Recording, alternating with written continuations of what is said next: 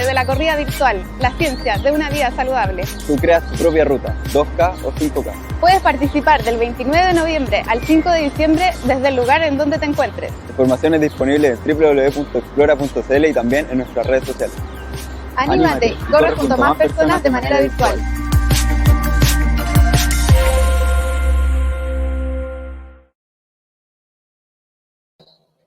Hola, ¿cómo están todos? Aquí una vez más haciendo una promoción sobre la carrera virtual La Ciencia de una Vida Saludable. Hoy vamos a tener a la invitada María Pía de la Maza. Ella es médico cirujano y nos va a hablar de la diabetes mellitus. Bueno, estamos ya en los últimos días de la carrera, de la corrida virtual La Ciencia de una Vida Saludable. El último día para cumplir con este reto es el 5 de diciembre, todavía tienen tiempo para anotarse. Hoy la doctora nos va a hablar de la diabetes mellitus, que es una de las enfermedades crónicas con las que vivimos en este país y en el mundo. Así que bueno, invito a la doctora María Pía, que es médico cirujano de la Universidad de Chile, magíster en nutrición humana del INTA Universidad de Chile, perdón. Y bueno, acá estás, María Pía, ¿cómo estás? Hola, muy bien, muchas gracias. Tienes tantos títulos que me empecé a enredar en la presentación. Bueno, lo que les contaba, la idea es hablar de diabetes mellitus, que es una de las enfermedades crónicas con las que convivimos y cada vez suben más los números. Para motivar a la gente a que tenga una vida más saludable, que se inscriba en esta carrera, y la idea es entregarles información, conocimientos, para que estén atentos, para que sepan de qué se trata esta enfermedad crónica, y te escuchamos. Partamos con tu presentación.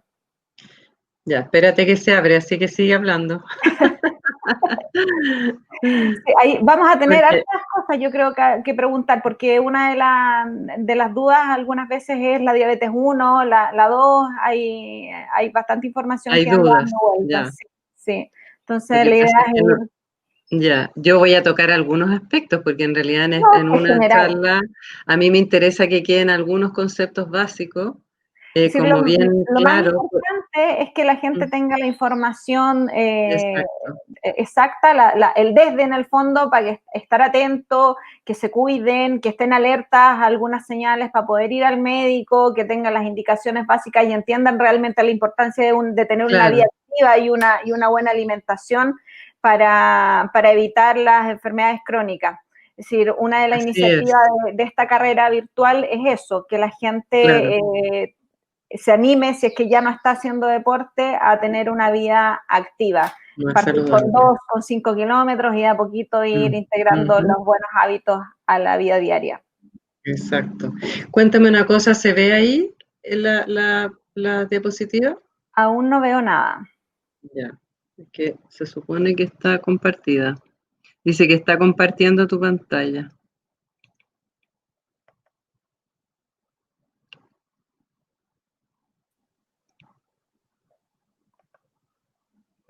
Ahí está la primera. Ahí sí, ya, perfecto. Ya, fantástico.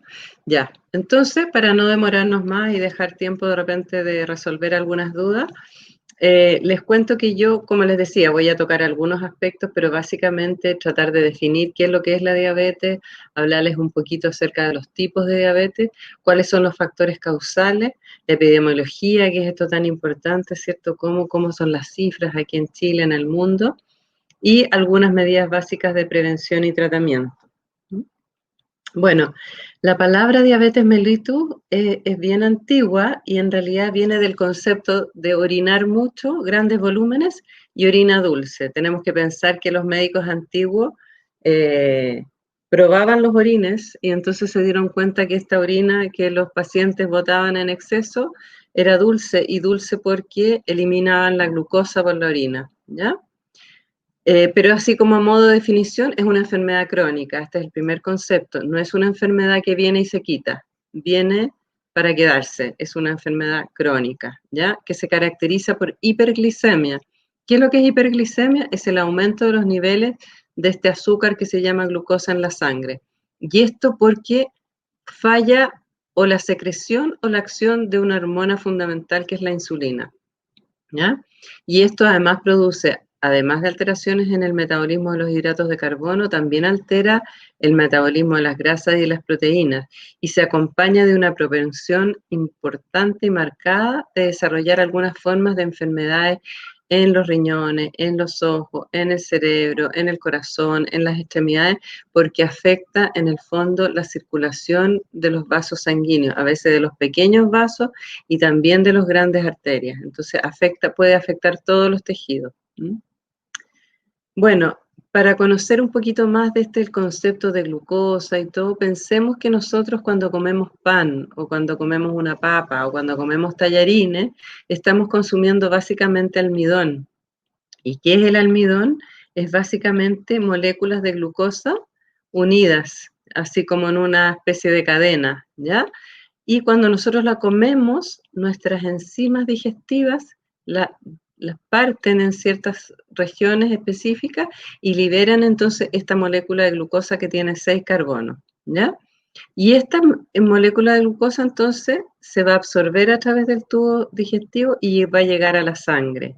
Y es ahí donde nosotros podemos medirla. La glucosa que está circulando en la sangre, podemos medirla en un examen, se fijan, cuando uno le toma en un tubo y se cuantifican los niveles, o muchos habrán visto, ¿cierto?, que en una gotita de sangre en el dedo se pone en una cinta, en una maquinita y marca el nivel que uno tiene de glucosa sanguínea en ese momento. Ahora, en ayunas, si yo no he comido nada, normalmente debo tener niveles entre 80 y 100, ¿ya? O entre 80 y 99. Pero yo, cualquier cosa que coma me va a hacer elevar esos niveles, ¿ya? Pero la gente normal, la gente que no es diabética, está en la curva por aquí abajo, ¿ya? En cambio, los diabéticos siempre van a tener, tanto en ayunas como después de comer alguna comida, algún hidrato de carbono o la misma azúcar, niveles mucho más elevados, ¿ya? Entonces tienen como curvas distintas. Ahora, ustedes sabrán que esta curva de tolerancia a la glucosa es como la prueba que se hace para saber si una persona, por ejemplo, en ayunas, maneja niveles normales. Pudiera ser que a pesar de que yo en ayunas esté normal, si me dan la gente le dice esta Fanta dulce, en el fondo dan una cantidad de 75 gramos de glucosa y te miden después de 2 horas cuál es el nivel de glicemia, ¿ya? Entonces lo normal es que yo en ayunas esté entre 80 y 99 y a las 2 horas después de comer o de tomarme este jugo dulce tenga menos de 140, ¿ya? En cambio los prediabéticos van a tener un poquito más alto sin llegar a los rangos de la diabetes, que en el caso de ayunas son 126 y en el caso de los diabéticos más de 200. Estas son pruebas diagnósticas. Obviamente yo con el tratamiento trato de volver que los pacientes vuelvan a parecerse más a los sujetos normales. Ahora, ¿cómo se mantiene esta normalidad? Gracias a que cuando sube un poquito el nivel de glucosa en la sangre, esto es sensado inmediatamente por el páncreas. Y el páncreas es la glándula que produce esta hormona que se llama insulina. Y la insulina actúa en distintos tejidos. Por ejemplo, estimula que esta glucosa que está circulando sea captada por las células, ¿ya? O por el hígado y que se forme una molécula más grande que se llama glucógeno. Y todo esto hace entonces que al ser captado bajen los niveles en la sangre, entonces volvemos nuevamente a tener nuestros niveles normales. Esto opera 24/7, está permanentemente funcionando porque el páncreas está sensando siempre cuál es el nivel que tengo. Esto cuando todo funciona normal. Ahora, si yo pasara muchas horas de ayuno y el páncreas sensara que mis niveles de glicemia están demasiado bajos, lo que se llama hipoglicemia, va a secretar otra hormona que se llama glucagón y que va a hacer el efecto contrario, entonces va a restablecer nuevamente los niveles a un nivel normal. ¿Ah? Ahora, esto como les digo cuando funciona todo perfecto. ¿Cuáles son las funciones que tiene esta insulina? ¿Y por qué baja la glicemia? Básicamente porque la insulina, que es una proteína producida por el páncreas, se une a un receptor, ¿cierto? Que es el receptor de insulina. Y al unirse a este receptor ocurren una serie de efectos que se llaman posreceptor, que muchas veces en el organismo se caracterizan porque se fosforila, o sea, se unen moléculas de fósforo a distintas enzimas y esto va generando como una cascada de señales que se llama. Es así como si yo pongo las piezas del dominó en línea y empujo una, todo el resto se cae. Bueno, ocurre lo mismo dentro de la célula. Y uno de esos efectos es que este transportador, que es el GLUT4, se acerca a la membrana y va permitiendo la entrada de las moléculas de glucosa. Y es por esto entonces que bajo el efecto de la insulina, la glicemia va a entrar a la célula y van a disminuir los niveles que están aquí, que están en la sangre. ¿Mm? Por eso la insulina reduce normalmente los niveles de glicemia. ¿Mm? Ahora, no hay que olvidarse que la insulina tiene otras funciones, tiene miles de funciones a nivel de la síntesis de proteína, del metabolismo de las grasas, montones de otros efectos, incluso algunos efectos que tienen que ver con el crecimiento celular, con la inflamación, es decir, un sinnúmero de funciones. Pero básicamente el efecto más conocido de la insulina es disminuir la glucosa. Ahora, la insulina es producida por el páncreas, ¿ya? Entonces es bien importante conocer algunos detalles del páncreas. El páncreas es una glándula que está ubicada en la parte alta del abdomen, justo detrás del estómago, ¿ya? Entonces es un órgano que en realidad está más bien hacia la espalda, está en el abdomen, pero más cercano a la columna, por decir así. De hecho, muchas veces la gente que tiene alguna enfermedad en el páncreas se queja de dolor de espalda. ¿Mm? Bueno, y este páncreas tiene dos secciones, ¿ya? Que están como entrelazadas. Una es la parte exocrina, que nosotros vemos aquí, ¿cierto? Estos canalículos que producen una cantidad enorme de enzimas que van a ser liberadas al tubo digestivo y se van a mezclar con la bilis, que viene y se desembocan en el mismo sector, en el duodeno, y esto hace que los alimentos que nosotros consumamos vayan a ser degradados por estas enzimas hacia las partes más pequeñas. Como dijimos, el almidón va a ser transformado en glucosa gracias a esta enzima y así va a poder ser absorbido por las células intestinales y así llegar a la sangre, ¿ya?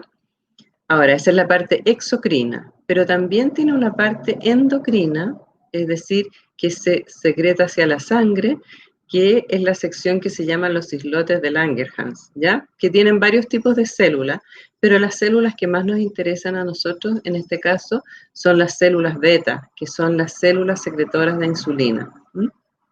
Esta parte es bien importante tenerla clara, porque existen distintos tipos de diabetes. Entonces tenemos el tipo diabetes mellitus tipo 1, que es la diabetes juvenil, y la más frecuente, que es la que nos preocupa más, ¿cierto? Que es la diabetes tipo 2, que es lo que llamamos diabetes del adulto y que está relacionada a la obesidad y la resistencia a insulina. ¿Mm?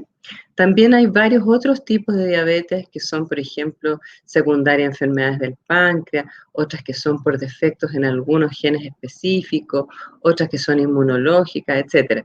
Pero lejos estas son las dos más frecuentes y la diabetes tipo 2 es la más frecuente de todas.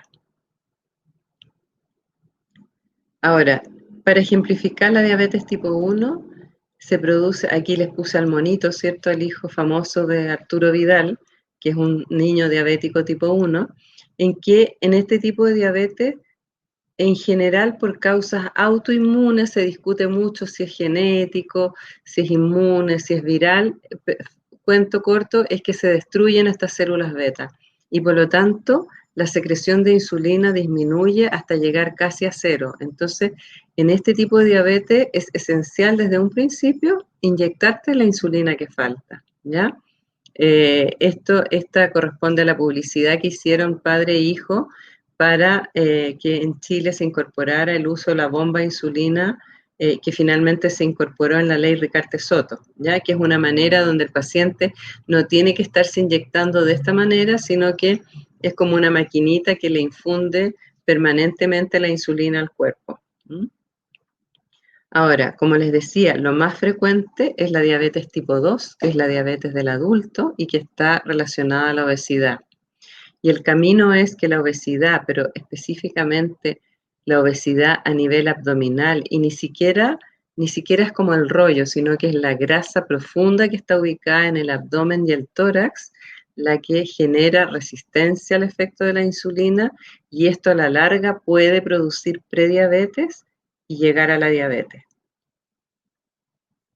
Ahora, antes de llegar a explicar bien eso, quiero dejar en claro algunos conceptos con respecto a la obesidad.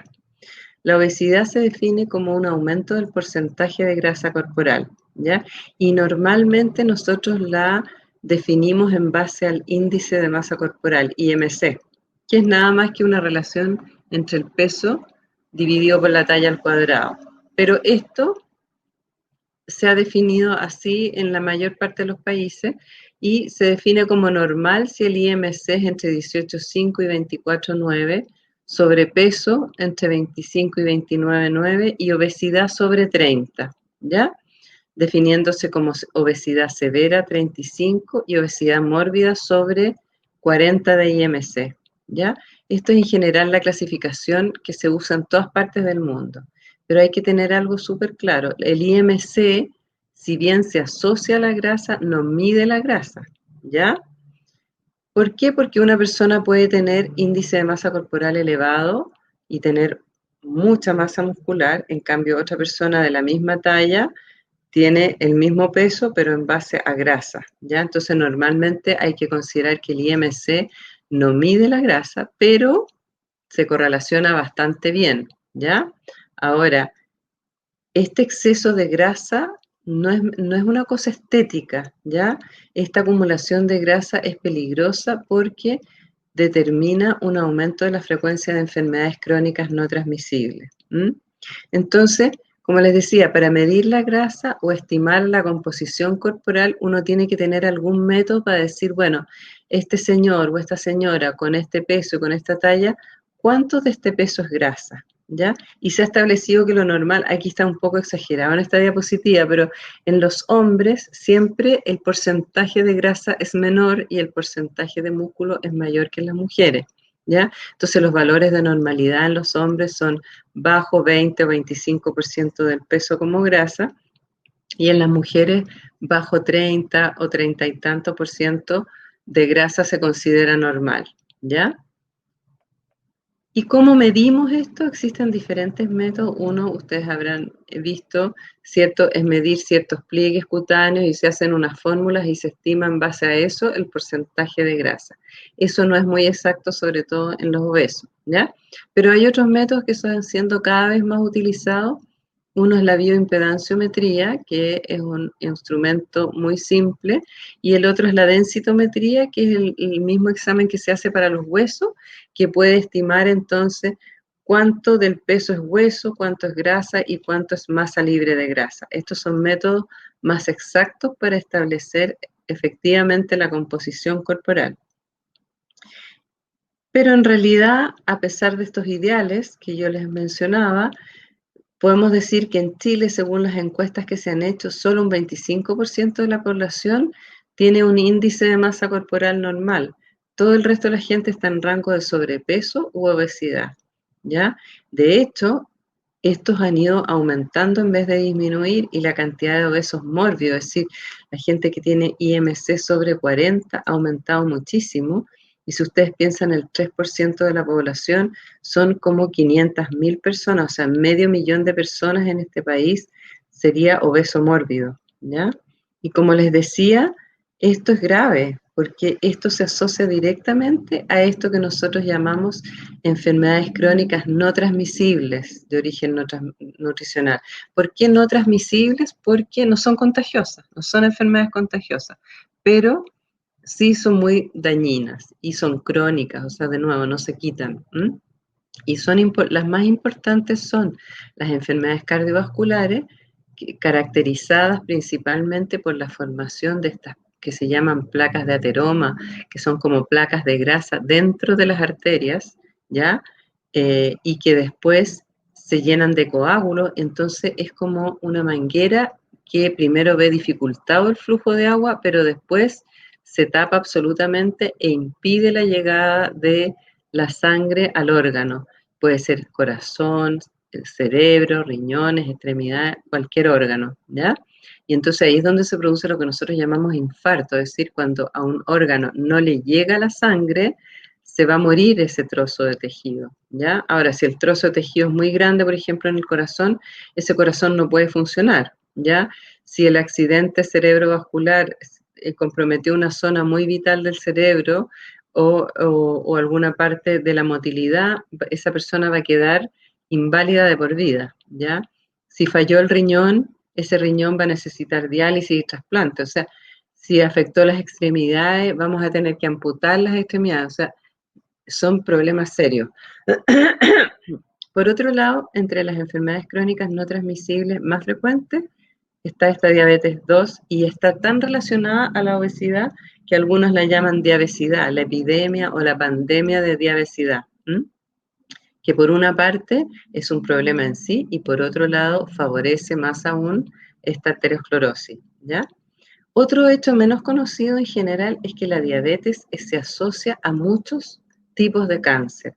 Hay muchos cánceres, por ejemplo el de mama, el de próstata, el de riñón, el de colon, que son muy frecuentes y están muy asociados a la obesidad. Entonces este es un factor que no hay que olvidar entre los obesos y diabéticos. Y es por esto que este problema es tan grave que esto es lo que está causando la muerte en Chile y en muchos países, ¿ya? Y si nosotros vemos entre 1970 y el año 2000 cómo cambió la prevalencia o las causas de muerte en nuestra población, vemos aquí simplemente que la mitad de las muertes se deben a enfermedades cardiovasculares o cánceres, ¿ya? Antes era diferente, ¿ya? Por lo tanto, el mensaje que quiero decirles es que este aumento de la grasa corporal no es un problema estético que me sobre un rollo más o un rollo menos, es peligroso porque finalmente es lo que va a causar enfermedades, a deteriorar la calidad de vida, porque obviamente una persona que ha tenido alguna de estas enfermedades ya no puede valerse por sí misma igual que antes y causa muertes prematuras.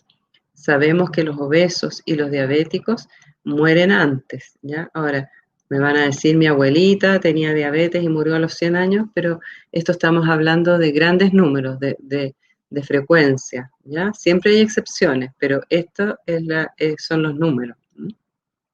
Ahora, en Chile se hacen periódicamente encuestas de salud, ¿ya? Y vamos viendo cómo entre el año 2003 y el 2016 aumentó la tasa, es decir, la frecuencia de obesidad en nuestra población. Y si ustedes se fijan, la tasa de diabetes fue aumentando progresivamente también y va a ir aumentando a menor edad, ¿ya? Lo mismo que, como les decía, me dicen los pacientes, no es que mi abuelita era diabética, pero era muy viejita. Claro, pero lo que sucede ahora es que está aumentando la cantidad de diabéticos y se presenta la enfermedad a menor edad. Calculemos que en Chile debe haber 1.600.000, casi 2 millones de diabéticos si la tasa rodea el 11%. Ahora, a nivel mundial, este es el mismo fenómeno. A nivel mundial ha habido como un 51% de incremento, es decir, se calcula si al año 2019 hay 463 millones de diabéticos y esto va a ir aumentando progresivamente, ¿ya? En América del Sur es el mismo fenómeno, ha habido un incremento progresivo y el problema aquí es más grave por dos razones, porque muchos sujetos son diabéticos y no saben que lo son, es decir, se calcula que 2 de cada 5 personas con diabetes no saben que son diabéticos, no se ha hecho el diagnóstico, ¿ya? Porque muchas veces esto no da síntomas hasta que está muy avanzado, por lo tanto hay que hacer el diagnóstico a través de exámenes, ¿no? Y en América Latina también el gasto en salud relacionado con la diabetes es mucho menos que en otros países más desarrollados. Ahora, ¿cuáles son los factores que causan diabetes? No cabe duda que la herencia es fundamental, ¿cierto? Hay factores hereditarios en todos los tipos de diabetes, pero también contribuyen los estilos de vida poco saludables que a su vez generan obesidad e insulinoresistencia. Bueno, la herencia, hay muchos estudios en gemelos, ¿ya? uno sabe que los gemelos tienen exactamente el mismo material genético, ¿ya?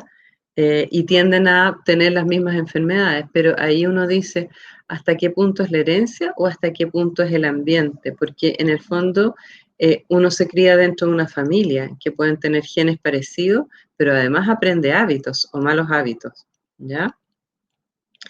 En el caso de la diabetes, hay diabetes que son mutaciones genéticas, ¿ya? Y hay un gen específico que está alterado y eso se va a heredar a los hijos, a los nietos, etcétera, con mayor o menor frecuencia, ¿ya? Por ejemplo, hay una diabetes que se llama la diabetes MODY, que es del adulto pero parecida a la de los niños y que la herencia es como uno de dos, o sea, si tienes un familiar diabético, tienes eh, de dos diabéticos vas a tener la probabilidad de 1 es a 2 de tener una diabetes. En cambio, los diabéticos 1 hay un factor hereditario, pero no es tan importante como en ese tipo de diabetes, ¿ya? En la diabetes mellitus 2, que como les digo es la principal y más frecuente, lo que se dice es que no es un gen, son montones de genes que participan en determinarla y ahí lo que sucede es que esta predisposición genética se topa con un ambiente adverso. Entonces, hay lo que se llama una interacción genes-ambiente. Y aquí hay ejemplos súper bonitos, ¿ya? Los más famosos en este tema son los indios Pima. Los indios Pima son una población nativa americana que vive en la parte sur de Estados Unidos y norte de México, ¿ya? Entonces, los que viven en Estados Unidos viven en reservaciones indígenas y ahí se describen las tasas mundiales casi superiores a todo el resto de las comparaciones en el mundo de obesidad. Como ustedes ven aquí, los indios Pima que viven en Arizona, en las mujeres el promedio de índice de masa corporal es 35, o sea, el promedio de las mujeres tiene obesidad severa, ya muy alta frecuencia de obesidad y altísimas tasas de diabetes.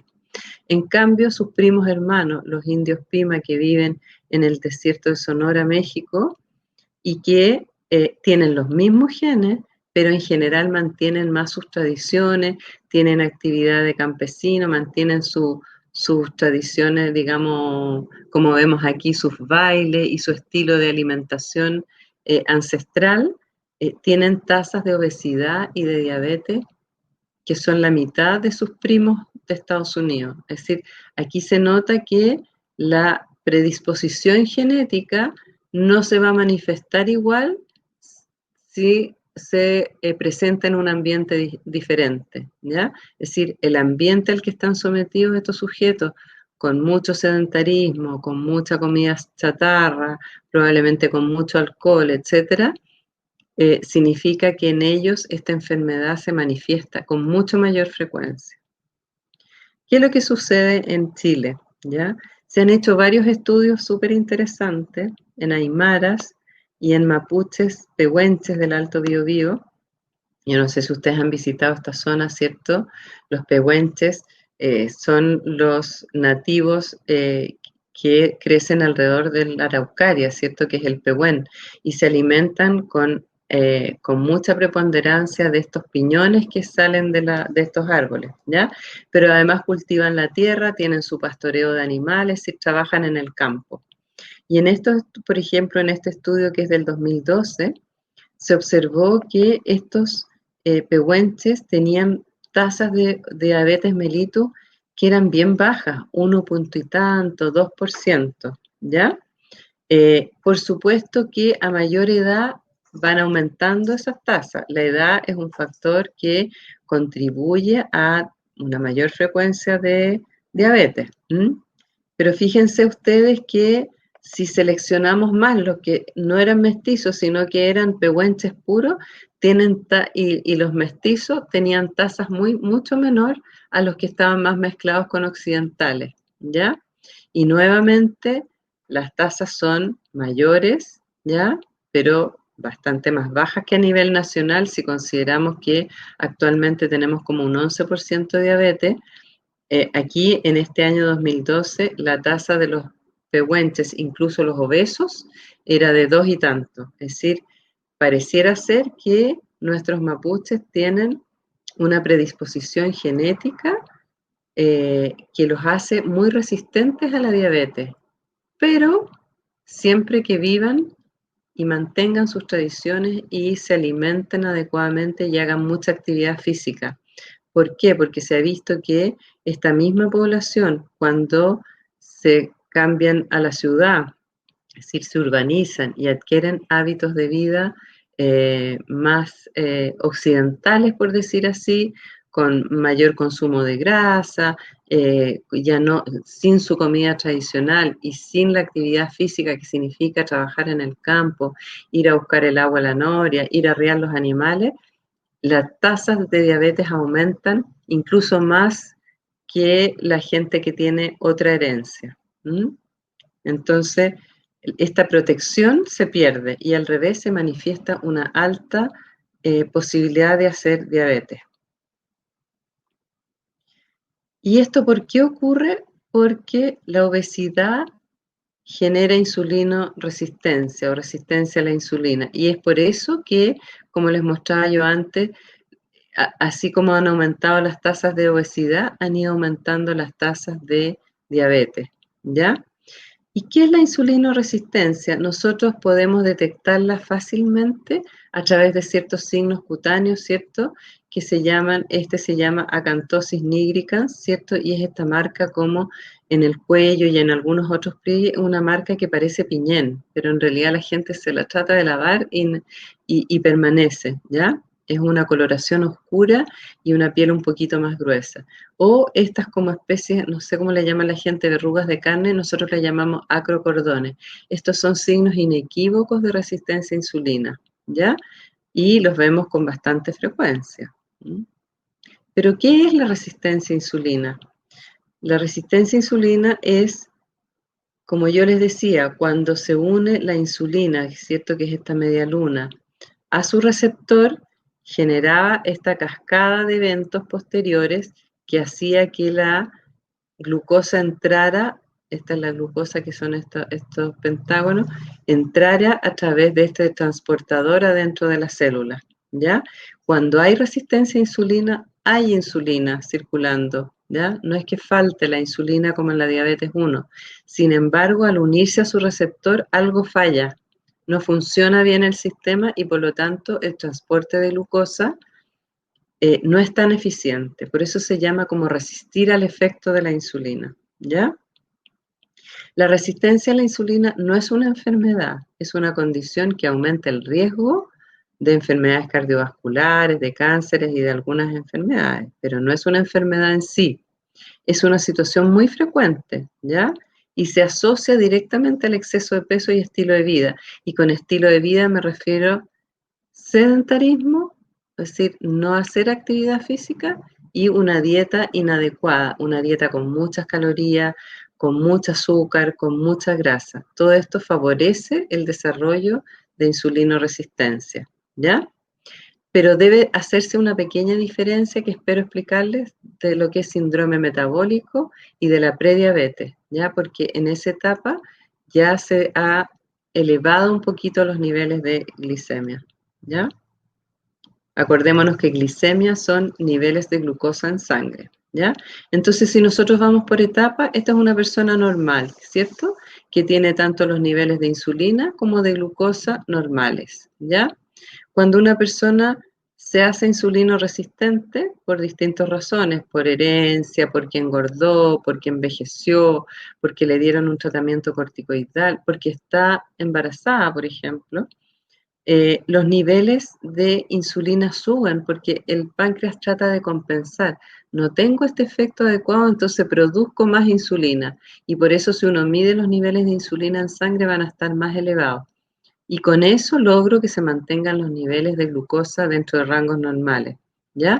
Pero a la larga, este mecanismo empieza a fallar, ya no se puede producir tanta insulina y empiezan a elevarse un poco los niveles de glucosa. Y ahí como estamos en la etapa que nosotros llamamos de prediabetes, ¿ya? Es decir, con estos niveles de glucemia un poco más altos que lo normal, pero sin llegar a rango diabético. ¿Mm? Y la etapa Posterior es cuando ya los niveles de glicemia se elevan demasiado y a pesar de tratar de aumentar los niveles de insulina ya no se logra y finalmente el páncreas se agota y deja de producir la insulina. Siempre produce un poco, pero nunca es suficiente para lo que se necesita y por lo tanto puede llegarse a un nivel en que este diabético tipo 2 requiere inyectarse insulina para mantener los niveles de glucosa normales. Ahora, lo otro que yo les decía, ¿por qué es relevante esta insulinoresistencia? Porque es la base del síndrome metabólico, ¿ya? Es decir, puede provocar prediabetes y puede provocar síndrome metabólico, ¿ya? ¿Y qué es el síndrome metabólico? Es la coexistencia de varias enfermedades juntas, que no es por azar, ¿ya?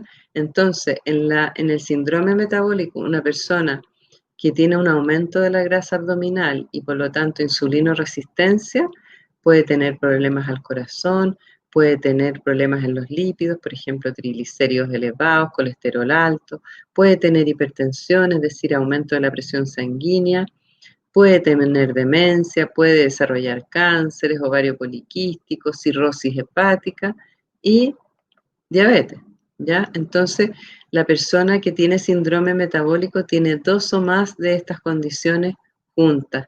Entonces, esto no se da por casualidad, ¿ya? Esto se da porque hay insulinoresistencia. Ahora, hay alguna gente que tiene mala suerte y las tiene todas, en cambio hay gente que es obeso, insulinoresistente y tiene hipertensión, pero por ejemplo no tiene ni diabetes ni colesterol alto. Eso sucede, pero no hay que tentar al destino. Ahora, los estilos de vida poco saludables influyen decisivamente tanto en la obesidad como en la diabetes, como en las enfermedades crónicas no transmisibles, las otras que yo les decía, están todos como entremezclados, ¿ya? Y observamos, por ejemplo, hábitos poco saludables, por ejemplo, el fumar. 1/3 de la población chilena en la encuesta 2016-2017 fuma, ¿ya? Ha disminuido, pero la frecuencia es alta, ¿ya? 3 de cada 10. El consumo de alcohol también es muy elevado en nuestra población, especialmente entre los hombres, ¿ya? ¿Para qué decir las tasas de sedentarismo? O sea, si se consideramos sedentario la gente que no hace ni actividad física menos de 3 veces por semana, es prácticamente el 90% de la población y en mujeres incluso es el 93%, ¿ya? Es decir, nuestra población es tremendamente sedentaria y esto incide directamente en la insulinoresistencia, en la obesidad y en la diabetes, ¿ya? Y esto es un factor que podemos fácilmente corregirlo, ¿ya? ¿Qué otros estilos de vida poco saludables? Si nosotros vemos la gente que consume al menos 5 porciones de fruta y verdura al día, es solo un 15%, ¿ya? Es decir, tenemos malos hábitos en cuanto a elegir la comida también, ¿ya?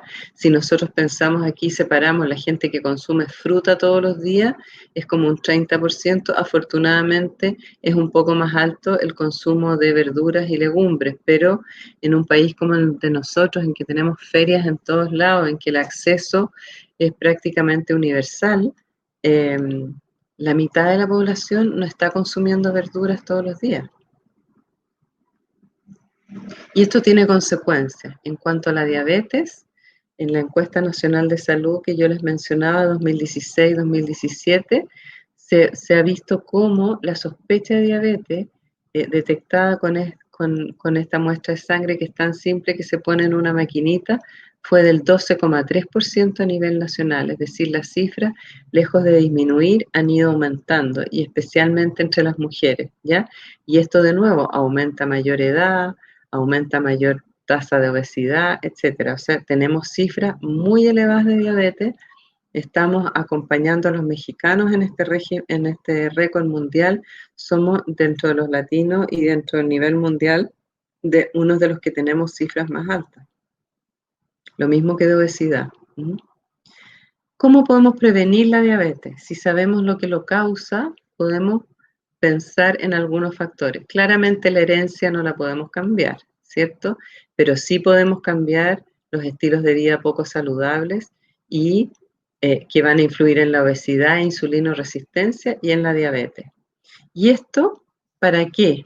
Porque yo siempre le digo a mis pacientes, el mejor negocio que puede hacer usted para su vida es prevenir la diabetes, tratar de evitar llegar a ser diabético, porque ser diabético afecta todo, afecta el cerebro, afecta la retina, la gente va quedando ciega, afecta el corazón, los riñones, los nervios de las extremidades, los vasos sanguíneos de las extremidades pudiendo llegar a amputaciones. Es decir, afecta a todos los órganos. Y esto es lo más mencionado, pero fíjense este año, COVID-19, los diabéticos sufren mucho más COVID, o sea, les da el COVID con mayor frecuencia y a su vez tienen neumonias mucho más graves y mortalidad mucho más alta, ya por el COVID. Sabemos que los diabéticos tienen mucho más cánceres de algunos tipos, tienen cirrosis hepática que muchas veces hay que llegar a trasplantes, ¿ya? Y esto obviamente afecta su calidad de vida, o sea, una persona que tiene todas estas complicaciones lo pasa muy mal, no se puede mover, no puede trabajar, no puede ser autovalente, entonces sufren de una mala calidad de vida. El cerebro se deteriora mucho antes, es decir, sufren demencia con mucha más anticipación y también mueren antes. Como les decía de nuevo, nosotros sabemos que los obesos y los diabéticos tienen muertes prematuras, es decir, viven menos años. Y los años que viven lo pasan mal. Entonces, realmente vale la pena invertir en prevención y tratamiento. Ahora, las bases de la prevención y el tratamiento son más o menos lo mismo, ¿ya? Pueden cambiar algunos fármacos, pero la base de la prevención y el tratamiento de la diabetes es primero un cambio en la alimentación. Y aquí yo les quiero presentar dos páginas que ustedes pueden entrar. Una es la página de la Fundación Dieta Mediterránea, ¿ya? Que es una página de la Sociedad Española de Nutrición Comunitaria que tiene estas pirámides con recomendaciones nutricionales que son bien bonitas y bien simples. Entonces, de aquí para abajo nos indican lo que tenemos que comer todos los días. Todos estos alimentos nosotros debiéramos consumirlos todos los días en distintas porciones, por supuesto, y en distintas cantidades, depende de la edad, de la actividad, del peso, etcétera, ¿ya? Pero fíjense que en la base van otros hábitos. Consumo de agua, ¿ya? Al menos 6 vasos diarios. Mantener una mente alerta, sana, juntándonos con gente, o sea, la interacción con otros seres humanos es fundamental. Chequear mi peso, yo tengo que saber cómo estoy hoy día, cómo estuve el mes pasado, cómo sigue mi peso, ¿ya? Un hecho bien importante, favorecer las preparaciones tradicionales de comida, que van a ser locales, ¿cierto? Pero los españoles, por ejemplo, tenemos varias similitudes con los chilenos. Nuestra cazuela, nuestro charquicán, nuestros platos tradicionales, hay que tratar de favorecer el consumo de ese tipo de alimentos, ¿ya? Y la otra página o la otra recomendación es la chilena, ¿cierto? De los 5 al día, que recomienda consumir al menos 5 porciones de frutas y verduras de distintos colores al día, ¿ya?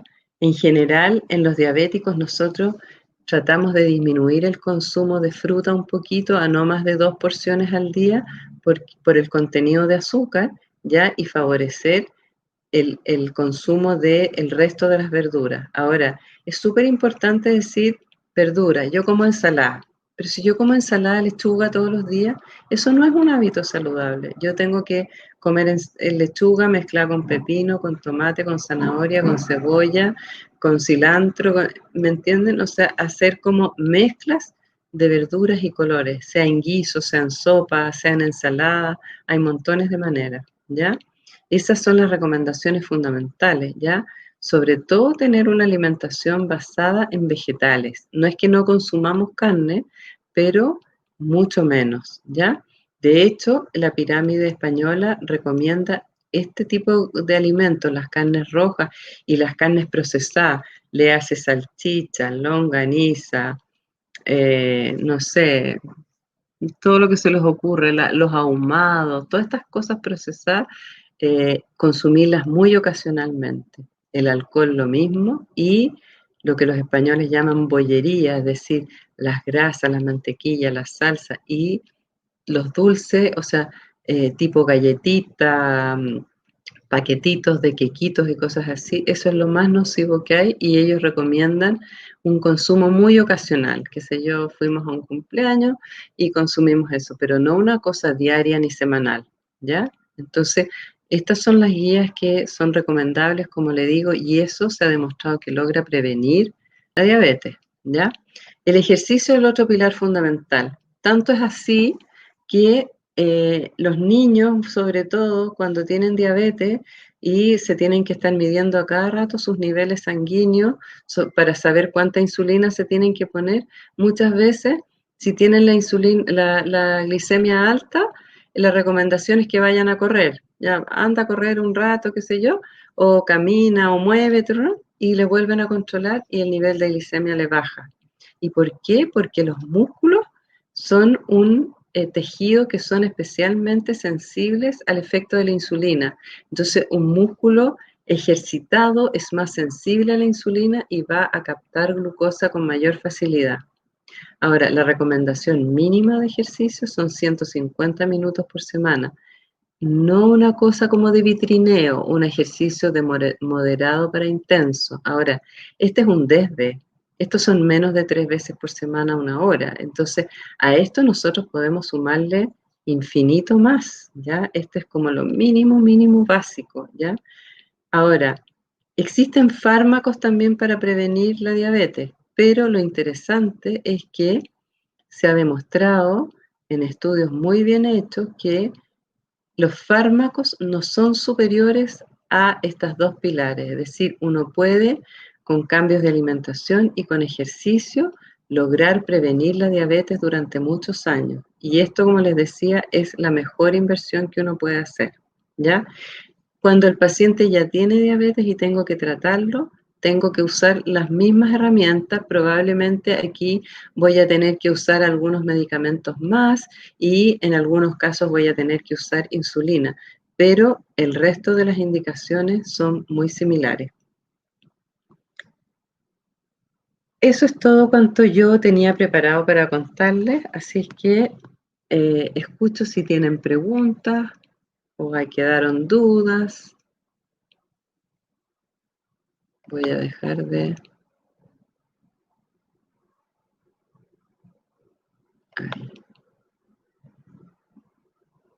Ahí.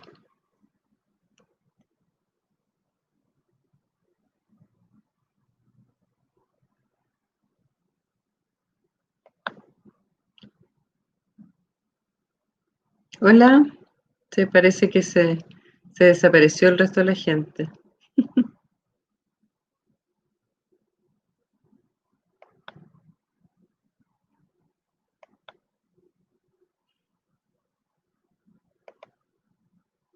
Ahí me están apareciendo algunas preguntas. Dice, doctora, con respecto a la transmisión de las enfermedades crónicas, ¿podemos decir que se transmiten a nivel social por los malos hábitos pasados de manera cultural? A ver, varias cosas.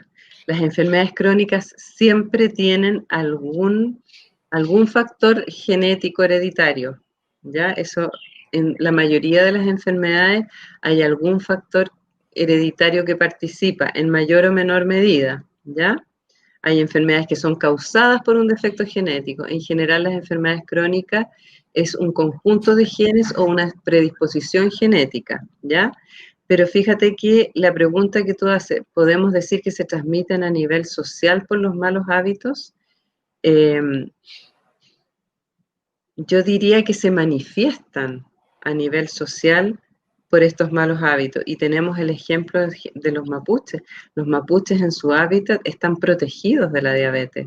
Sin embargo, si los trasladamos a la ciudad y socialmente se ponen sedentarios y empiezan a comer alimentos propios de este mundo moderno, van a adquirir esta predisposición a tener más enfermedades crónicas, ¿ya? No sé si con eso te respondo la pregunta. Desde ese punto de vista, entonces, finalmente son los alimentos procesados y nuestros malos hábitos los que nos llevan a enfermarnos. Por eso te digo, siempre es una interacción gen-ambiente. es una predisposición genética que trasplantada a un ambiente desfavorable hace que estas enfermedades se manifiesten mucho más, pero por lo mismo podrían revertir, ¿ya? Y hay muchos ejemplos a nivel mundial. Ponte tú, la población japonesa, ¿ya? En su hábitat de consumo, y no es solo la comida procesada, a eso voy, en sus hábitos de consumo en que consumen pocas calorías, mucho pescado, probablemente mucha verdura, ¿ya? Se mueven mucho, ¿ya? Tienen tasas de enfermedades crónicas bajísimas y tienen longevidad pero hay récords mundiales de longevidad entre los japoneses de ciertas islas, etcétera. Pero esos mismos japoneses, cuando migraron a Hawái, en Estados Unidos, y cambiaron absolutamente sus hábitos, ¿ya? Y desarrollaron, por ejemplo, prevalencias de obesidad altísimas y de todas estas enfermedades crónicas al mismo tiempo. Ahora, en cuanto al tipo de alimento, hay como un balance, ¿ya? Yo no saco nada con comer puras cosas súper saludables, integrales y no procesadas, y como 3.000 calorías diarias, porque igual voy a aumentar de peso, ¿ya? Mira, lo que te sugieren estas pirámides es que tú consumas lo adecuado para tu estilo de vida, para tu sexo, para tu edad, ¿ya? Preservando entonces, tratando de mantener un peso más estable y preservando actividad física, ¿ya? Yasmina Andrea nos pregunta si la resistencia a la insulina se puede sanar o ya bueno, una vez claro, se mantiene. No, como dije yo, la resistencia a la insulina de partida no es una enfermedad, ¿ya? Es como una condición. Un hecho, es una condición que se demuestra con unos exámenes súper complicados, ¿ah? Que no están disponibles en clínica. Nosotros normalmente los médicos medimos el nivel de glicemia en ayuna, el insulina en ayuna, hacemos una fórmula y se calcula lo que se llama OMA, ¿ya? Y entonces ahí se clasifica a la persona como probablemente insulino resistente, pero eso varía mucho, ¿ya? Entonces, es una condición, no una enfermedad. Lo que pasa es que si está presente, puede favorecer otras enfermedades, ¿ya? Y existen situaciones en que la insulinoresistencia se desarrolla en forma natural. Por ejemplo, un niño que está creciendo es más insulinoresistente. Un anciano se va haciendo progresivamente más insulinoresistente. Una persona obesa per se hace más insulinoresistencia. Si a ti te tratan alguna enfermedad con corticoides, te vas a hacer más insulinoresistente. Si eres sedentario, probablemente vas a ser más insulinoresistente. Si tu mamá es diabética, es muy probable que tú heredes esa predisposición a la insulinoresistencia. Pero si tú desde chica con la misma madre te acostumbraste a hacer mucho ejercicio, a comer saludable, es posible que no manifiestes esa insulinoresistencia, que nunca se note y que no vayas a desarrollar diabetes. Entonces, desde ese punto de vista, la insulinoresistencia es una condición que tiene una parte heredada y una parte ambiental, ¿ya? Pero que puede revertir. Patricia Muñoz pregunta si es cierto que consumir mucha fruta también genera diabetes. Como les decía, no hay un factor que genere la diabetes, siempre es una mezcla de factores, ¿ya? Yo nunca debo echarle la culpa a que me comí un plátano al día y por eso me hice diabética, no, probablemente heredé alguna pequeña alteración en el páncreas, me hice sedentaria, subí de peso, etcétera, etcétera. Lo que pasa en los diabéticos es que, como les decía, la fruta, por definición, tiene un hidrato de carbono que es la fructosa, ¿ya? Y también glucosa. Entonces, si yo comparo una manzana con una lechuga, obviamente la manzana va a tener más azúcar que la lechuga, ¿ya? Pero no, ese factor solo nunca va a hacer que yo desarrolle diabetes, ¿ya? Siempre es una mezcla de factores. Pregunta Evelina, si come sano, es vegetariana, corre 3 a 5 kilómetros diarios y bebe agua y aún así se siente cansada, ¿a qué se debe? Ah, esa es la pregunta del $1.000.000. Hay muchos pacientes que uno le consulta y dice, hoy tengo un cansancio, yo creo que debo tener anemia. ¿Ya? La gente muchas veces, en un vegetariano, a pesar de tener hábitos súper saludables, es delicado, porque digo yo, hay vegetarianos de pizza, como digo yo, no comen ni un animal, ¿cierto? Pero comen pizza todos los días y eso no es saludable. Ahora, por lo que dice ella, es sana, es vegetariana, pero aún así los vegetarianos a veces pueden tener déficit de ciertos micronutrientes.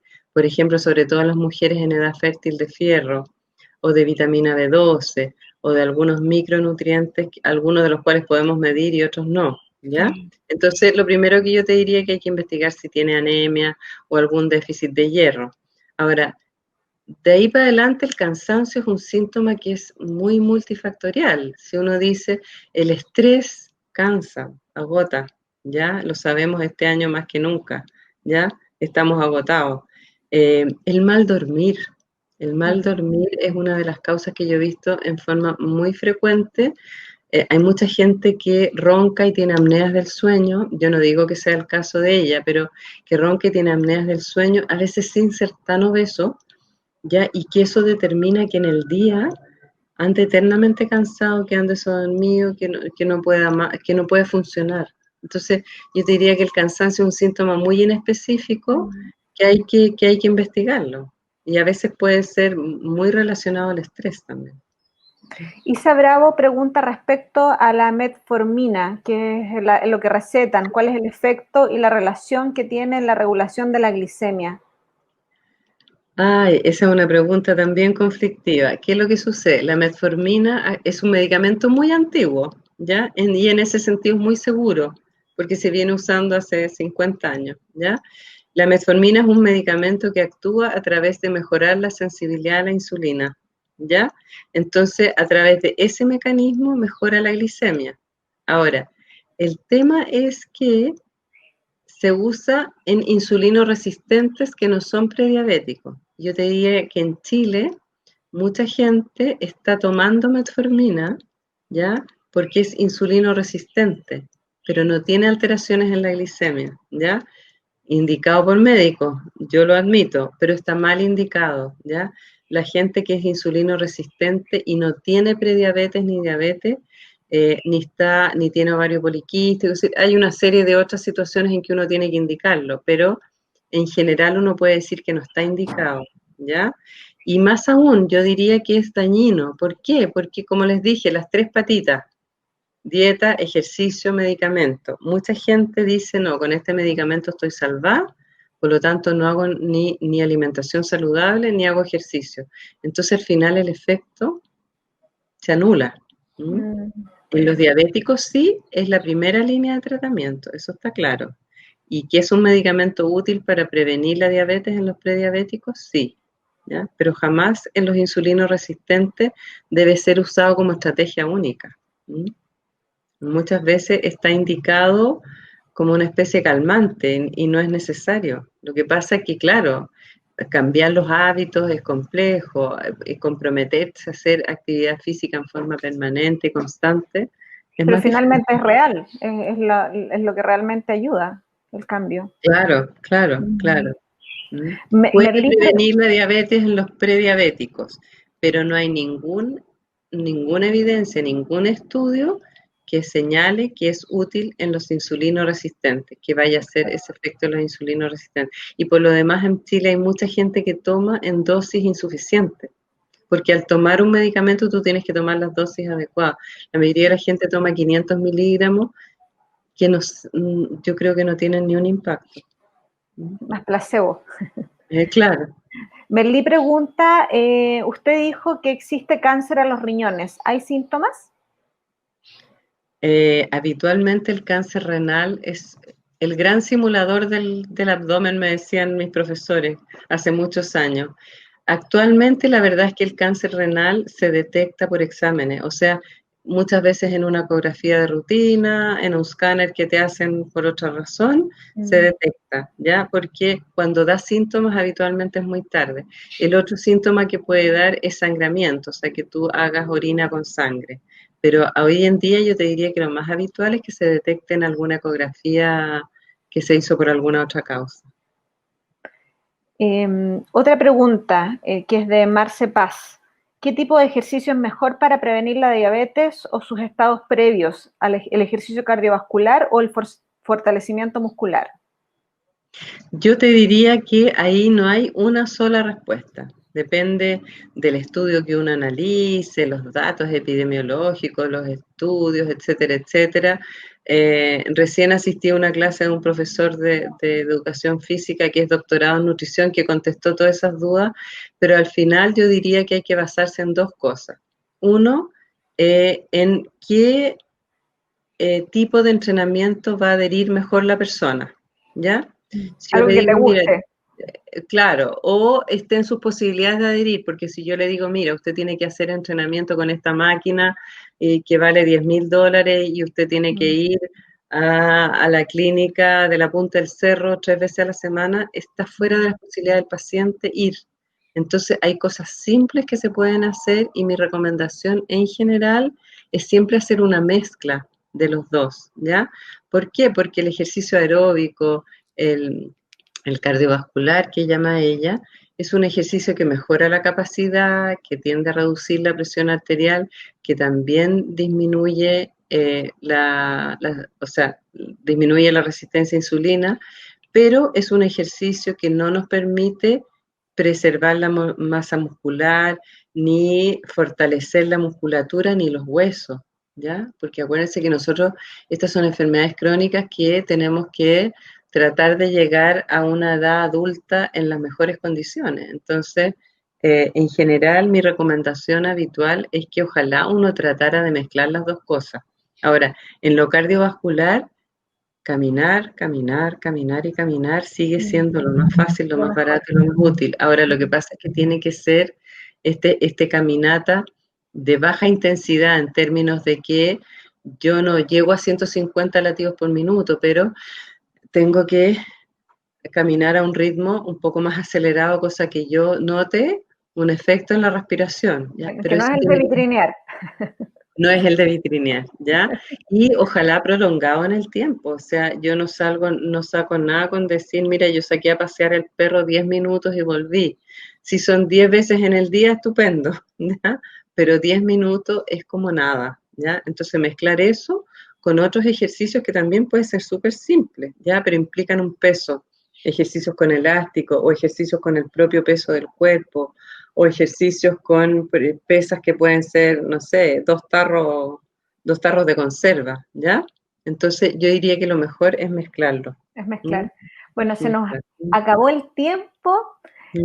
Agradecemos un montón tu participación y bueno, yo creo que el mensaje está claro, cambiemos nuestros hábitos a una vida más saludable. Después de esta interesante charla, los invito nuevamente a que se inscriban a la carrera virtual, que todavía tienen tiempo. No sé, doctora, si nos quiere dejar algunos tips como a qué tenemos que estar atentos y que nos deje alguna invitación para que la gente se anime y participe en la carrera. Bueno, yo creo que tú estás haciendo la invitación. Yo creo que el problema principal en nuestra población es el sedentarismo. Entonces yo creo que tenemos que empezar a movernos, ¿ya?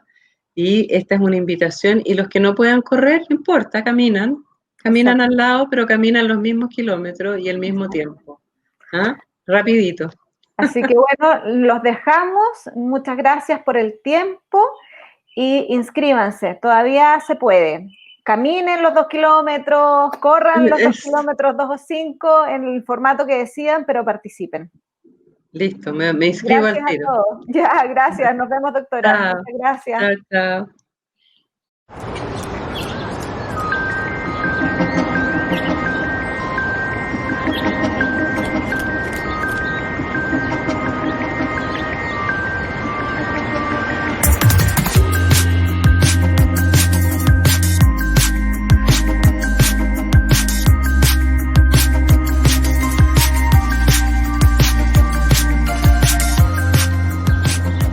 Sé parte de la la corrida virtual, la ciencia de una vida saludable. Tú creas tu propia ruta, 2K o 5K. Puedes participar del 29 de noviembre al 5 de diciembre desde el lugar en donde te encuentres. La información es disponible en www.explora.cl y también en nuestras redes sociales. Anímate, corre junto a más personas de manera virtual.